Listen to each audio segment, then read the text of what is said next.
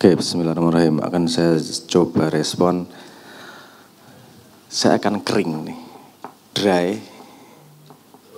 Cut to the chase. Saya nggak pakai perasaan. Saya utilitarian aja nih. Sekarang kita petakan satu demi satu. Statement pertama. Kenapa kita harus melakukan sesuatu? Kita nggak harus melakukan apapun. Nggak harus melakukan apapun.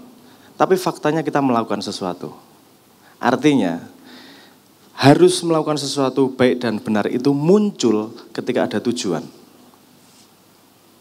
Ketika tidak ada tujuan, kamu nggak bisa ngomong jalan ini benar, jalan itu salah. Karena nggak ada tujuan. Problemnya adalah kita menyadari tujuan atau tidak. Oke. Kamu nggak harus melakukan apapun kok. Tapi kamu makan apa enggak? Makan. Kenapa? Menunda kematian. Betul nggak? Menunda kematian. Artinya badanmu punya tujuan yang mungkin kepalamu tidak sadar. Badannya teriak-teriak nih minta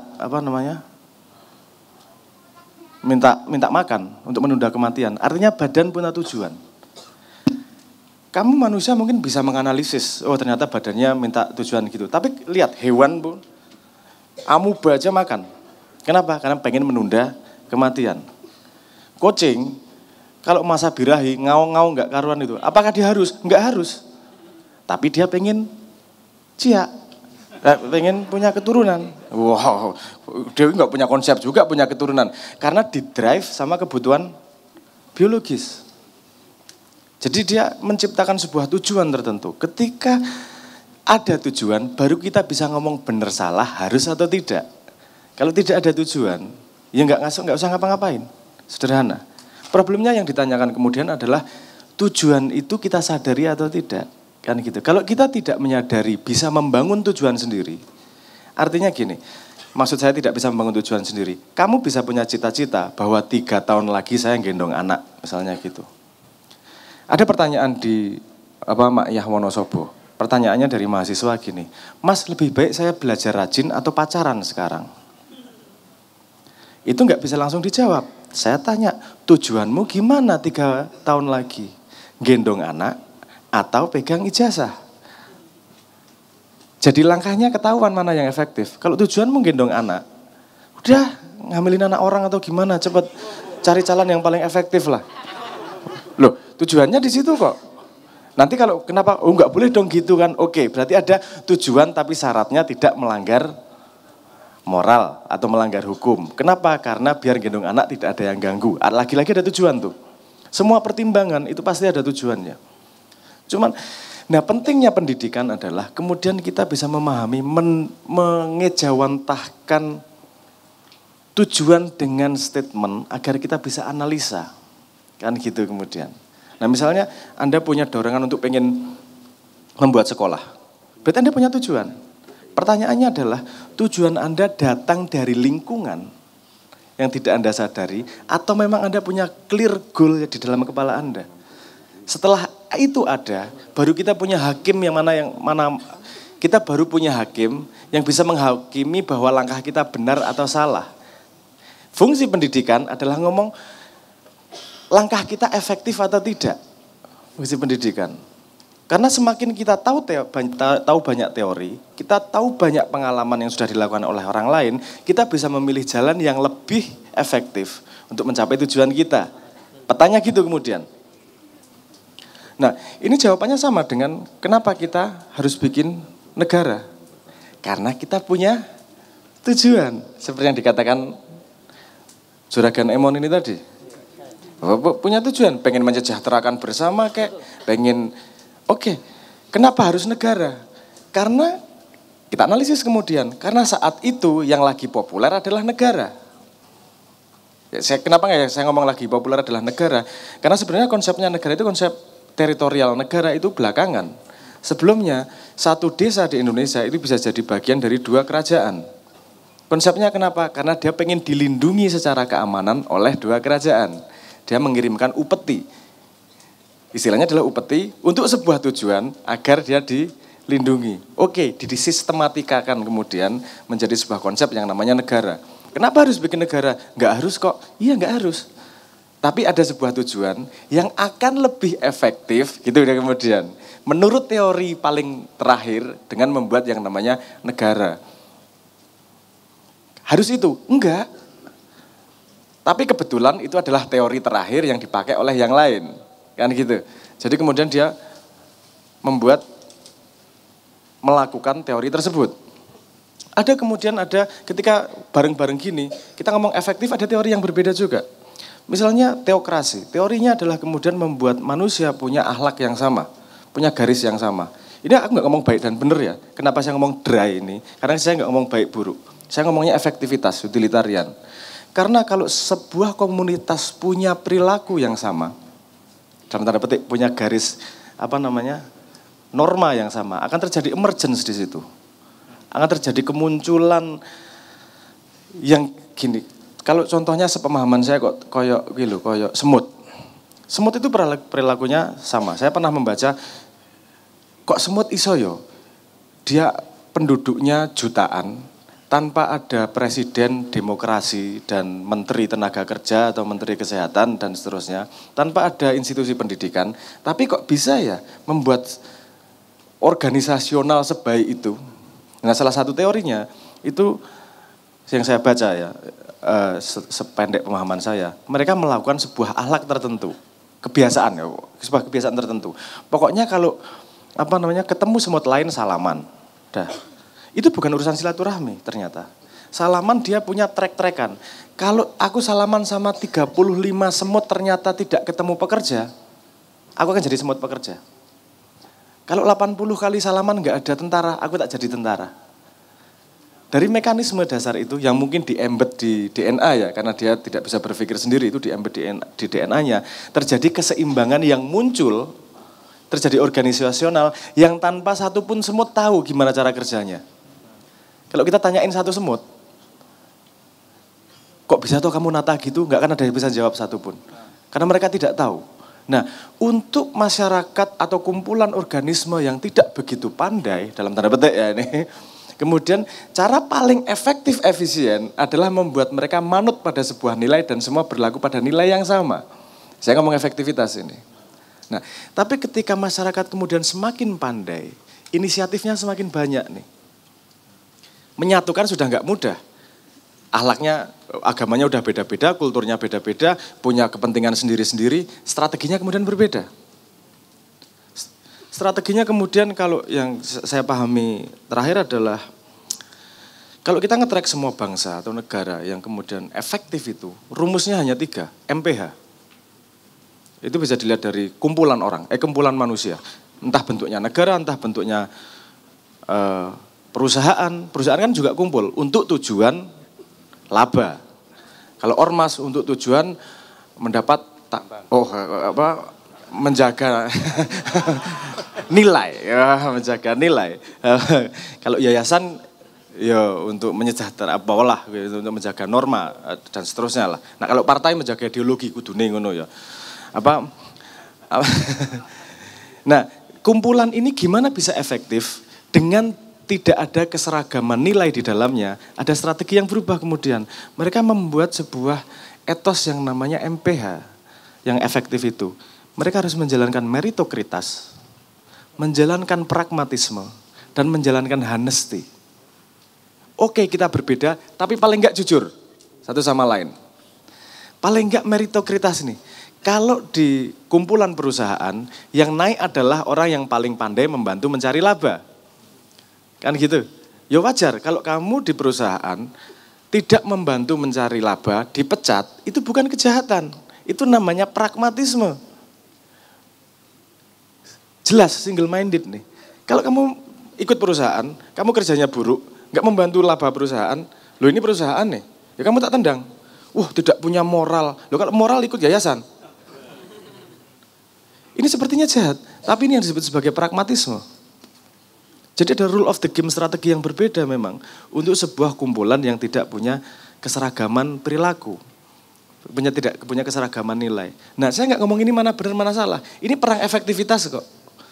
Ini perang nanti akan evolutionist ini tadi, nanti akan muncul strategi baru yang naik, strategi diadopsi sama yang lain, strategi muncul gini ada diadopsi yang lain dan seterusnya. Karena mau tidak mau kita harus mengakui bahwa kita ini rebutan resources nih, sebagai mau kelompok kecil maupun kucing aja rebutan susunya ibunya. Artinya kan rebutan resources di situ. Kita negara dan negara, kumpulan dan kumpulan itu rebutan resources. Kalau rebutan resourcesnya adalah orang di dalam satu negara yang terjadi negaranya timpang kan kemudian gitu. Dan dia tidak punya kemampuan kuat untuk melawan negara lain yang kohesinya lebih kuat. Nah, jadi sebenarnya rumusnya sudah di layout dengan jelas nih strateginya seperti apa. Kita hari belajar masa lalu. Tapi tidak mudah untuk berpikir kering dan utilitarian. Karena hidup itu tidak sesimpel itu. Masih ada nggak enak, masih ada nilai dari masa lalu yang gondeli dalam tanda petik. Setidak efektifnya tetap ada kasih sayang, nggak enak. Saya menemui banyak banget bos yang tidak mau mecat anak buahnya karena kasihan nanti keluarganya makan apa. Itu baik untuk dirimu tapi buruk untuk perusahaanmu, mohon maaf, harus sadar. Dan itu bukan kejahatan, kamu kumpul di situ untuk memang untuk mencari laba kok. Kalau kamu membiarkan satu borok ini mengganggu perusahaanmu, yang jadi korban adalah pekerja yang lain kemudian. Mikirnya jadi lebih luas. Necessary evil dalam tanda petik juga kadang-kadang perlu untuk kebaikan komunal.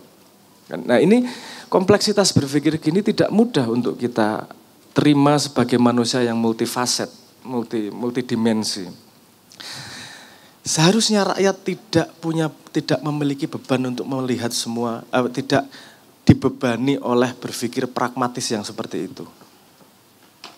Karena kita bebas masih memilih, tanggung jawabnya dirimu, keluargamu. Udah. Tapi kalau negara, tanggung jawabnya adalah seluruh rakyatnya. Dia harus lebih pragmatis. Nek konangan korupsi, jangan dikasih jangan dikasih kesempatan untuk ikut pilihan lagi. What the fuck? Di mana meritokrasinya? Di mana pragmatismenya? Ini hak semua bangsa. Asian value? Ini hak saya sebagai warga negara. God damn it. Dan yang parahnya lagi, kita sendiri juga oke dengan itu. Seharusnya kalau mereka tidak punya moral, tidak punya sebuah value dan kita menyadari bahwa itu adalah resiko yang lebih tinggi, dia nggak akan terpilih juga kok.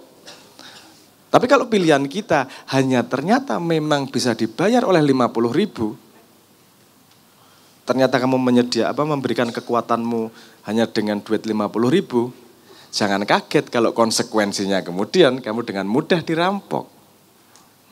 Ini urusan konsekuensi aja, nggak harus kok. Emang nggak boleh nerima serangan fajar? Boleh, ning makano, panganan akibatnya kan gitu. Paham maksud saya ya? Jadi rakyat titik pragmatisnya lihat ke depannya seberapa. Nah, kemampuan melihat ke depan prediksi itulah yang guna dari pendidikan. Kemampuan untuk melihat prediksi dan pilihan yang ada di depan. Saya tanya sama jenengan, Anda pelaku pendidikan, pernahkah Anda membaca definisi pendidikan di Kamus Besar Bahasa Indonesia? Sudah baca belum? Belum membaca. Dan saya bertanya pada semua dosen dan semua yang pernah saya temui, belum pernah ada yang baca. Menurut saya agak silly itu. Karena kalau ketika kamu masuk sebuah bidang, kan harusnya kamu gali betul-betul. Definisi pendidikan di KPBI coba cek. Very lucu. Karena definisi pendidikan di Indonesia itu membentuk perilaku manusia, mendewasakan manusia. Itu kalimat berbahaya. Asumsinya bahwa orang tua jauh lebih pintar dan lebih pandai daripada anak muda untuk bisa menentukan anak muda gedenya gimana. Orang tua sekarang bikin akun TikTok aja minta bikinin anaknya. Dia mau mencetak anaknya seperti apa. Anaknya mau menghadapi sebuah dunia yang orang tuanya kemungkinan tidak paham. Pendidikan adalah memberi pilihan dia untuk menentukan masa depannya. Menurut saya seperti itu. Bukan untuk membentuk dia untuk menjadi sesuatu. Etos paradigma pendidikan kita itu mencetak bukan membebaskan manusia. Masih itu gitu loh. Artinya ya saya nggak bisa ganti kamus KBBI juga. Tapi kalau itu kita sadari kan kita kemudian jadi tackle pendidikannya jelas. Nah, kemudian saya ngomong, kita butuh narasi apa untuk membersamakan? Saya tidak merasa, mungkin saya pesimis ya. Saya yakin dalam pandangan sependek pemahaman saya, Anda mau bikin narasi apapun akan sangat susah di Indonesia.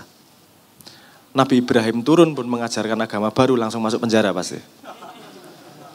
Yang memimpin Jibril pun pasti akan dihujat di Twitter tetap aja. Kita sudah masuk pada sebuah keadaan di mana dinamikanya berbeda. Jadi strategi lebih baik menurut saya adalah mengimplementasikan MPH itu tadi.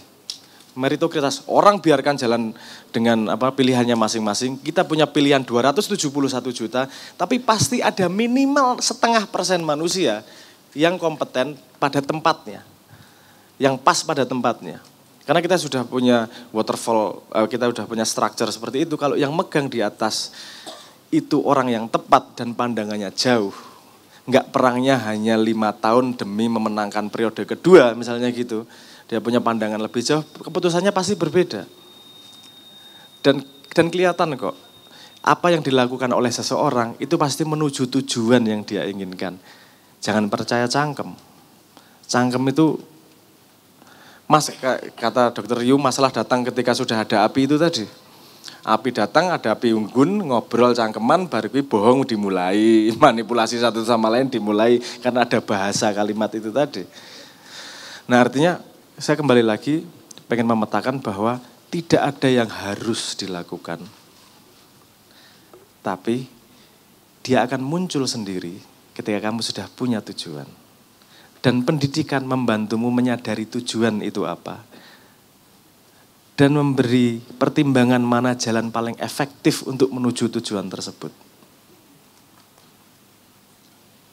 Mari perlebar pilihan kita. Dengan cara gimana? Dengan cara belajar. Mari sadari tujuan kita.